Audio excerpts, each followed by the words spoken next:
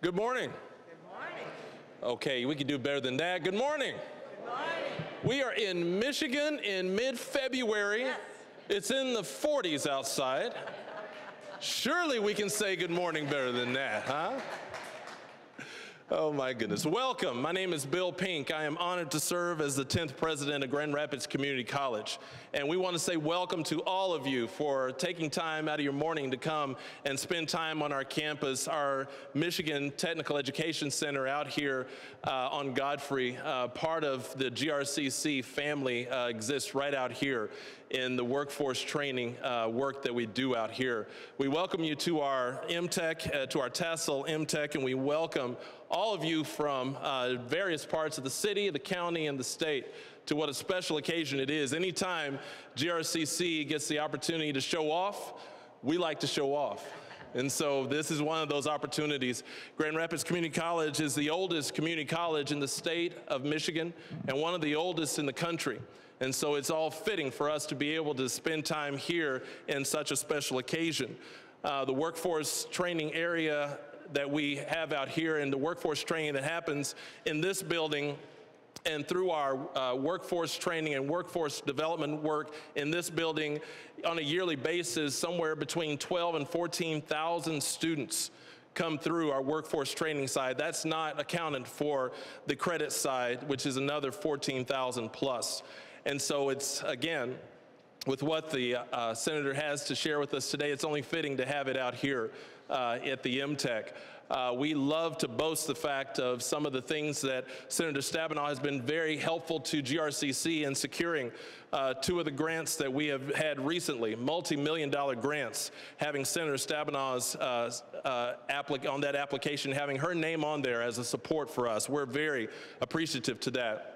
One of those, yes, thank you.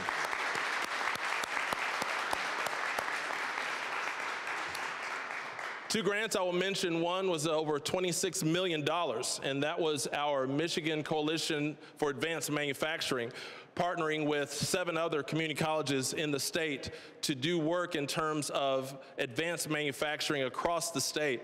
We also are recipients of $6 million on America's Promise Grant, which is one of the highest. They only went to $6 million. That's the most they could give you, and there were only a few entities across the country who received $6 million. GRCC was one of those entities to receive $6 million to help bolster healthcare and healthcare jobs and positions in West Michigan. Senator Stabenow was a big supporter of that, and we're grateful for that work, and we're grateful for her support. And also with what we all love to talk about here at GRCC because of the volume of work that happens is through our Michigan New Jobs Training work, which GRCC celebrates being the community college in the state of Michigan that boasts the most Michigan New Jobs Training funds that are expended through training to our West Michigan partners, some 12 to 14 West Michigan companies taking advantage of over $26 million over the past several years through GRCC and through the state to train, by the time those funds are expended, somewhere around over 5,000 people in helping new jobs, and these are good paying jobs. These are jobs that help get people to work, help sustain people's work, and help get people out of poverty cycles, because that's what we're all about. And that work and that money and those funds are important to institutions like ours, but more important to the region of West Michigan. And so the work that comes out of here, so much thanks goes to Senator Stabenow for her help in that regard. But you didn't come here to hear me. U.S. Senator Deputy Stabenow is a senior senator from Michigan and a prominent national leader who is recognized for her ability to build coalitions and get things done for Michigan and for our nation. As co-chair of the bipartisan Senate Manufacturing Caucus, Senator Stabenow is leading efforts to help Michigan manufacturers create new high-tech jobs. One of her top priorities in making sure every young person has the skills they need to get a good-paying job, whether they choose a technical career, a skilled trade, or a college degree. Ladies and gentlemen, please welcome, give a big Grand Rapids welcome, a big GRCC welcome to our U.S. Senator, Senator Debbie Stabenow.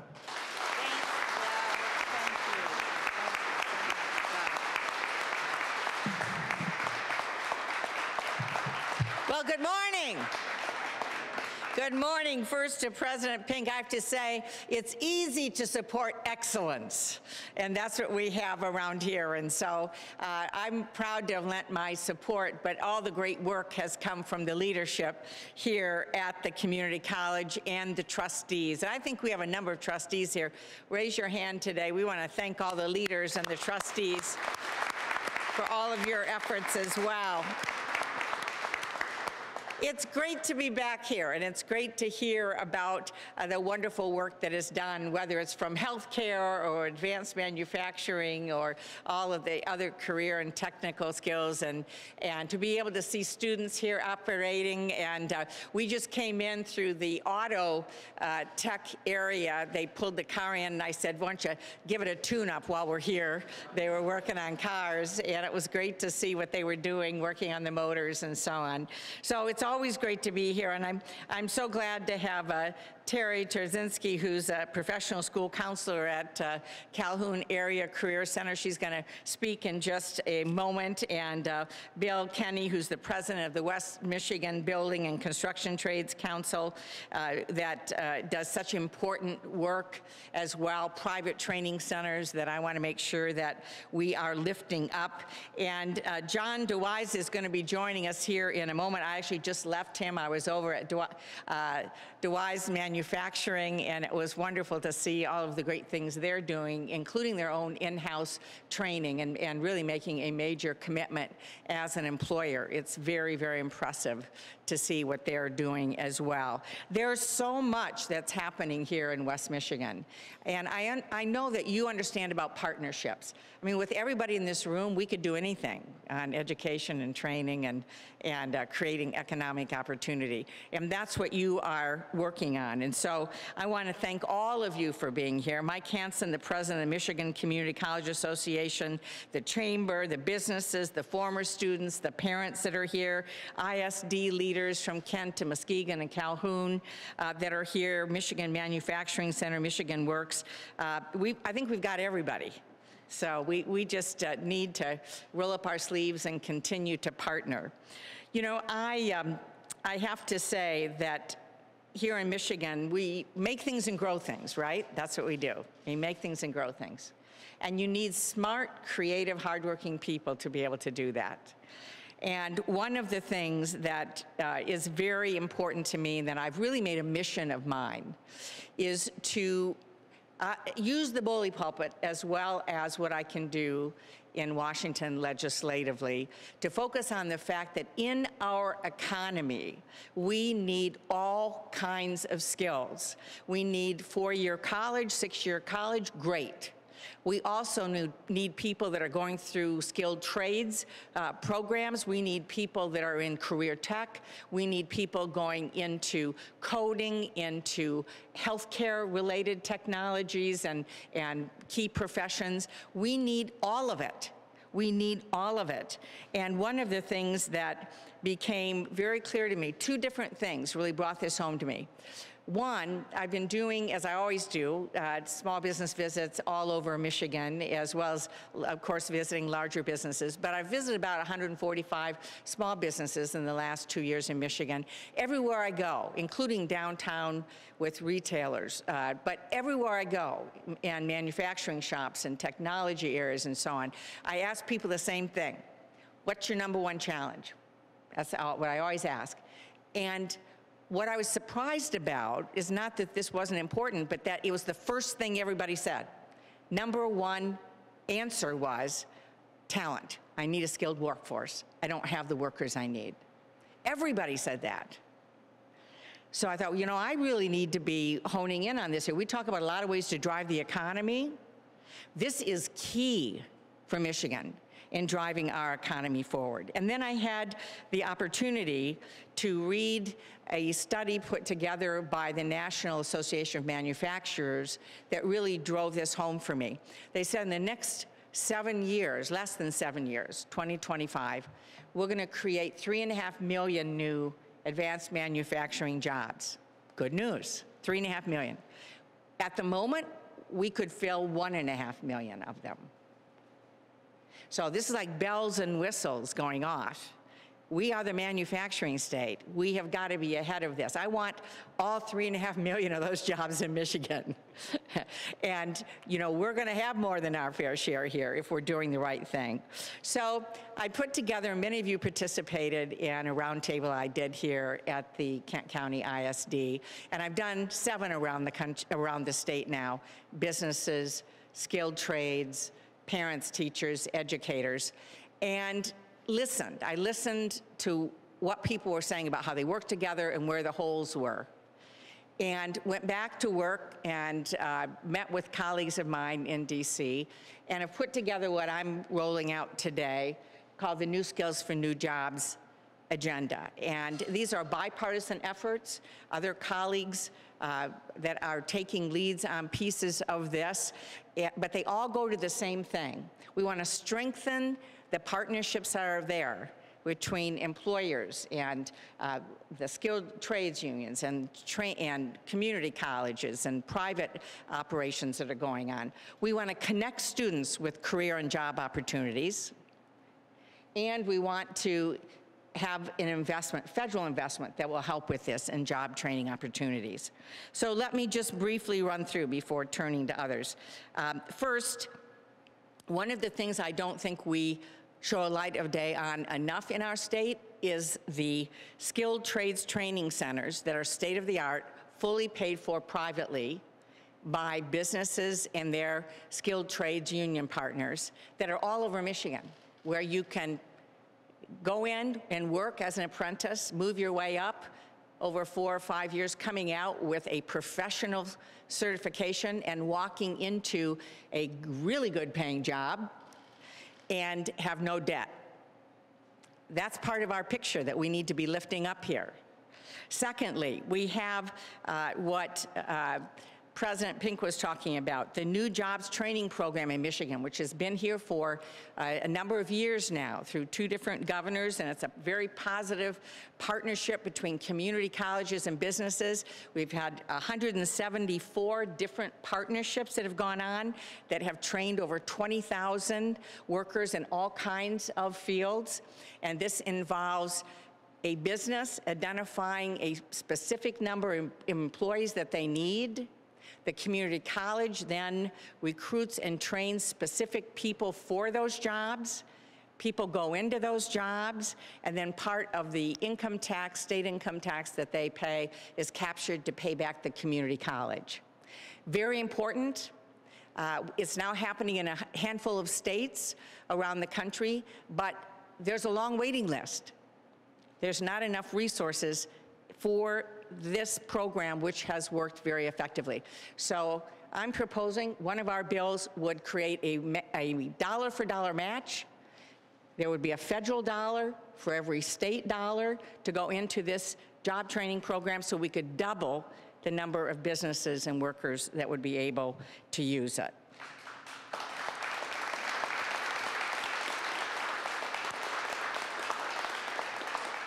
Then we look at connecting students, and one of the things is that when you look at the opportunities to help people go to college, like Pell Grants, they are for going to a community college or going to a college, but if you want to do an 8-week, 12-week, 15-week certification program, you're not allowed to use Pell Grants. So another bill that I have would expand out the help for students through Pell Grants to be able to use shorter-term certification programs to let them know that they would be able to get help there as well. Now, the next one, the Careers Act, is something I have to say that going into the discussions that I've had around Michigan wasn't even on my radar screen at all. I have to say, I was thinking about the job training programs and other things, and over again, we heard from parents and students and educators and everybody that we don't have enough career counselors in our schools to be able to work with students to share with them what all the options are. You know, we're geared in school now, in high schools, everybody goes on the college track. I'm old enough to remember when we had shop. Anybody else remember? That was the olden days, students, so I know. And then we all flipped and said, well, you know, we don't want to assume that students can't go to college, and we all turned the other way. Well, now we've gone so far the other way that we're not showing all of the great jobs that are available. And when we delved into it, we found that Michigan, unfortunately, is third worst in this country on the ratio of career counselor to number of students. That's not we don't want to be on that list. Right now, we have one career counselor for every 729 students. It's impossible to be able to give students attention to be able to do that. The national suggested standard is one career counselor to 250 students. So we're like 3 times higher than that. So a colleague of mine from Georgia and I are putting in a bipartisan bill called the Careers Act that will create dollars available for schools to be able to hire career counselors so young people know about what you're doing and how they can be a part of it.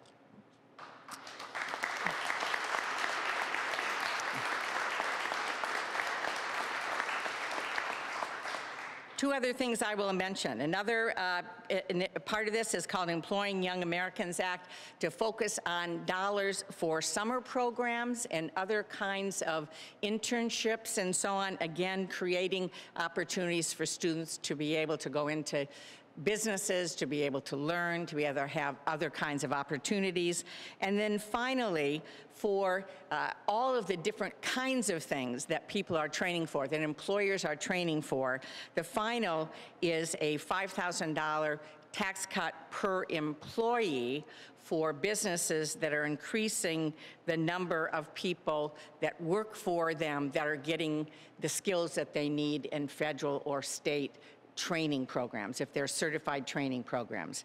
So that's basically the overview of what I'm calling new skills for new jobs. And want to make sure we build on what's already here, great partnerships that are going on, that we're giving students information and also helping them with costs through Pell Grants for other alternatives, and then finally being able to expand to support what businesses are doing both in summer for young people as well as year-round. So it's now my pleasure to introduce Terry Trzynski, who is a school counselor, Calhoun Area Career Center, and we want to clone her a whole bunch of times all over Michigan. So Terry, thank you.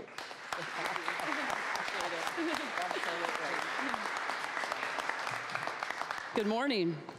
No pressure with the cloning idea. That's a little scary, but it's an honor to be here right now today, not only to speak on behalf of counselors all over the state of Michigan, but also speaking on the behalf of career and technical education. So as Senator Stabenow had just mentioned, I am a school counselor at the Calhoun Area Career Center. It's in Battle Creek, Michigan.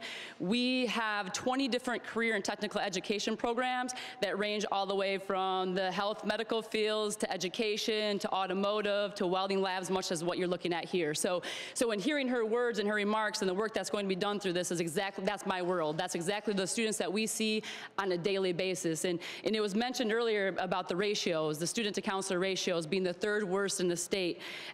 With that being said, and the work that we have in front of us, the crucial work that we have in front of us, I know I can speak on behalf of all school counselors in the state of Michigan. We are extremely grateful and excited for these new initiatives that Senator Stabenow is about to introduce, because not only will it help build up our profession, but more importantly, it's going to help build up our students, and that's why we're doing what we're doing right now, so we can build up our students.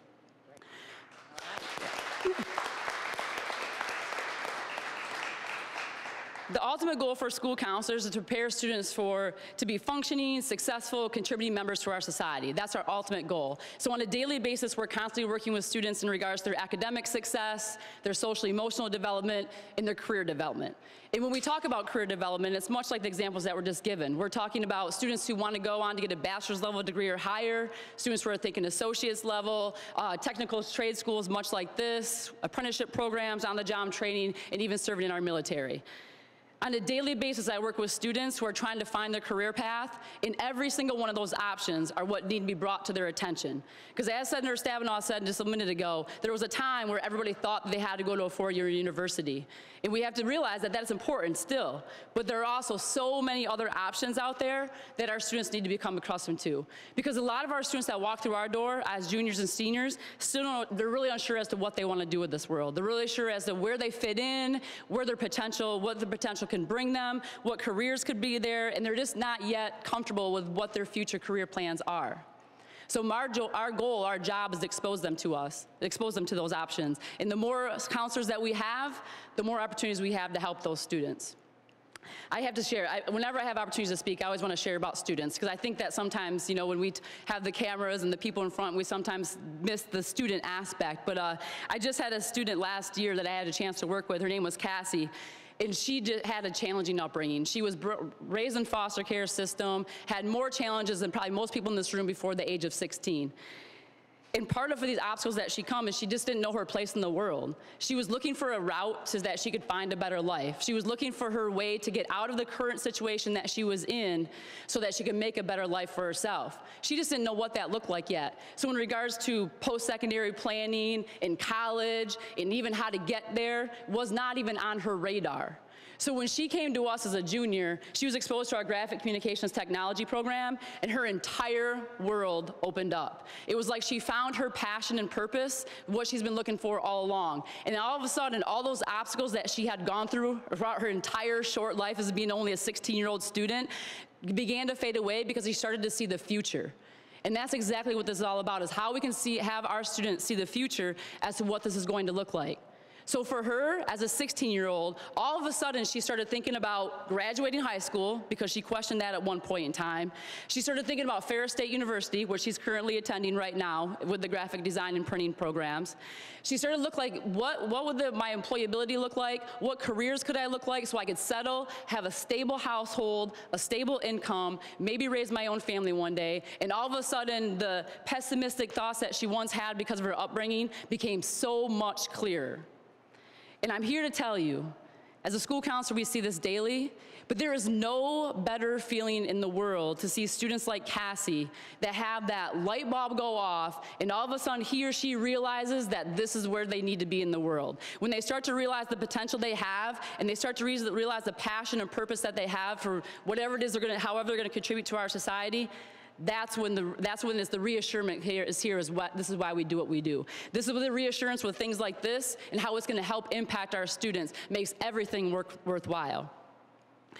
Senator Stabenow's Careers Act especially is gonna allow more opportunities for discoveries like this to happen for our students. And so for that, I am extremely thankful. And I'm sure every single person in this room would agree that it's because of those light bulbs that go off on our students, the passion and purpose that get instilled in our students, that this world will become a better place. Thank you.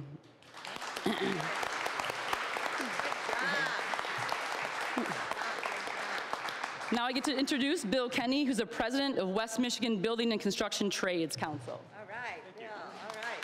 Good job, thank you. Well, it's a tough act to follow. Again, like stated, my name is Bill Kenny. I'm a representative with the Michigan Regional Council of Carpenters and Millwrights, and also serving as president of the West Michigan Building and Construction Trades. You know, the concept of apprenticeship has been used for over hundreds and hundreds of years. The apprentice would partner with a journeyman or a master of a particular craft and skill and learn and earn until successfully earning the title of journeyman themselves. The process is proven. It's successful. It needs to continue. And with that, the opportunity for anyone seeking a rewarding career is available today. The unionized skilled trades, in collaboration with our contractors, train 79% of all registered apprentices here in Michigan. Our apprentices earn while they learn, working full-time, our contractor partners, going to school and learning the skills they need to succeed in the workforce. So based on that structure alone, our career placement is 100%. Although these programs are also self-funded, we receive no tax dollars, no tuition is required, so all students graduate with no student debt. These great careers are or a lifelong training with professional development opportunities for men and women who work really hard. The unionized building trades represents many specific skilled crafts organizations who continue to invest and grow their programs. They enhance to stay ahead of technological advances and are there to maintain, grow, build, and help produce all this manufacturing boom that's coming our way. Manufacturers are growing. They need people to build their buildings. They need people to install their equipment. That's what we're training to do.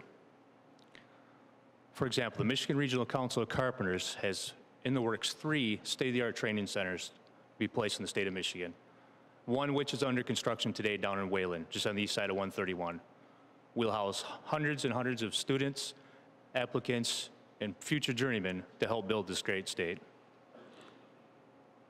We applaud the senator for leading the way and raising awareness for these programs by working and encouraging with our counselors and our students to help find and explore the opportunities that unionized skilled trades offer.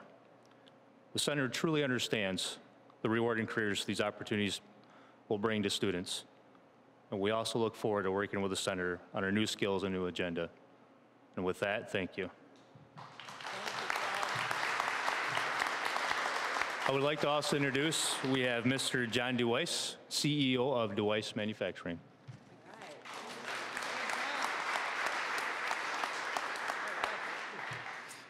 We heard all kinds of good stuff just now, but there's 2 words that keep resonating with me in our company and what we're doing with the next generation.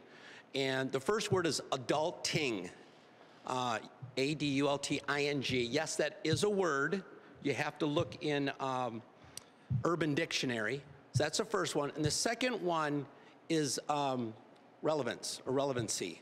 And I think the first word, adulting, if you look at the definition, it's those expectations that we put on young people that when they graduate from high school or a certificate or a 2-year program, we expect them to hit the road running, okay?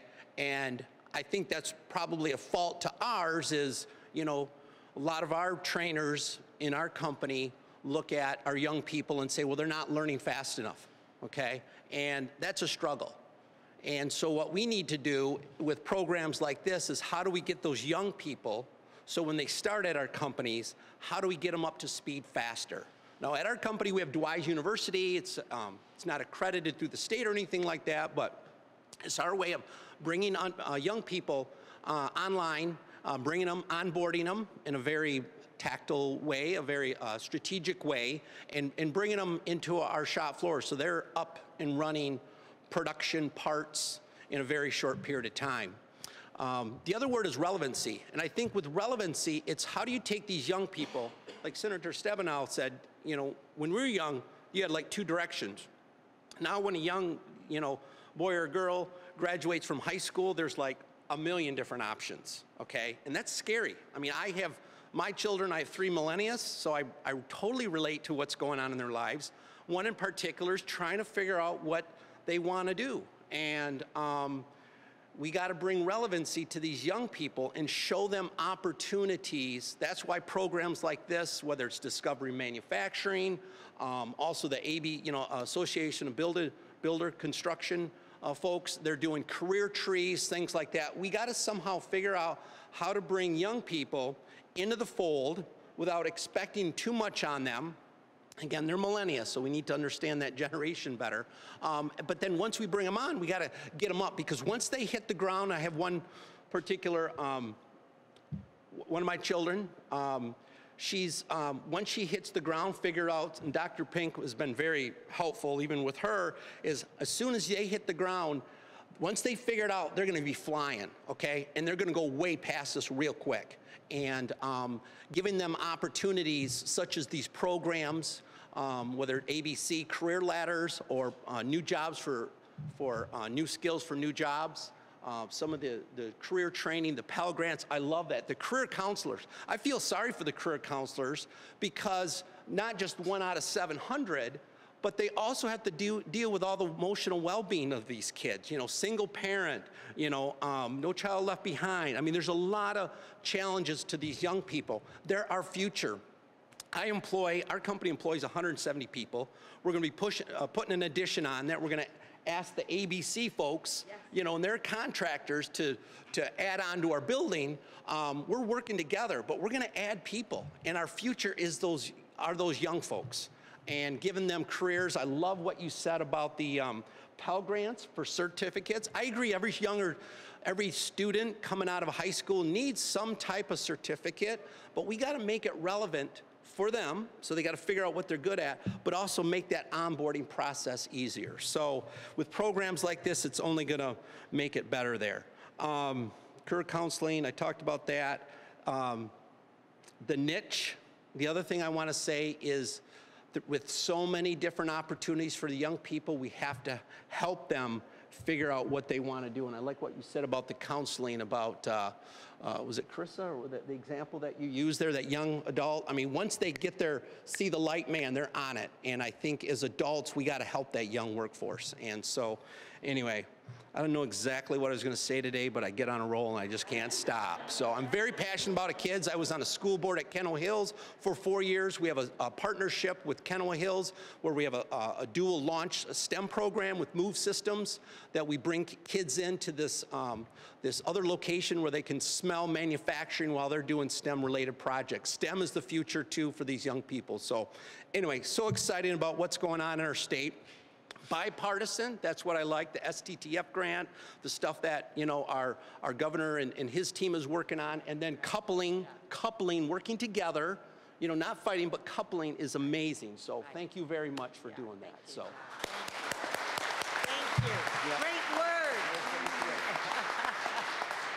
Great words. Well, let me just close out. First of all, I think, John, I'm not sure you were here yet when I was bragging just about what you're doing at your facility. It was great to have a chance to come out and have a tour and see your vision. Every business ought to be looking like this and be so committed to job training for workers and so on. And Bill, thank you for all that you and your members do and your commitment to this area. And Terry, you know, I do have to say, listening to Terry, you know, it does remind me, don't we want more people like Terry in the schools? We want more career counselors in our schools. That's what we want. That's what we want. And Dr. Pink, thank you for all of your leadership working with everybody here. You know, we in Michigan, again, we have been the leaders since the beginning of time on making things in this country and developing the next process, the assembly line, the next technology, and so on. This is the next piece of bringing it all together. And I'm hopeful that we'll have a lot of young people who will find the light bulb go off when they realize for them that there's something really cool that is not just a job, but a profession that can pay well, where they can have a family and stay here in Michigan and be successful and do something that they really enjoy doing.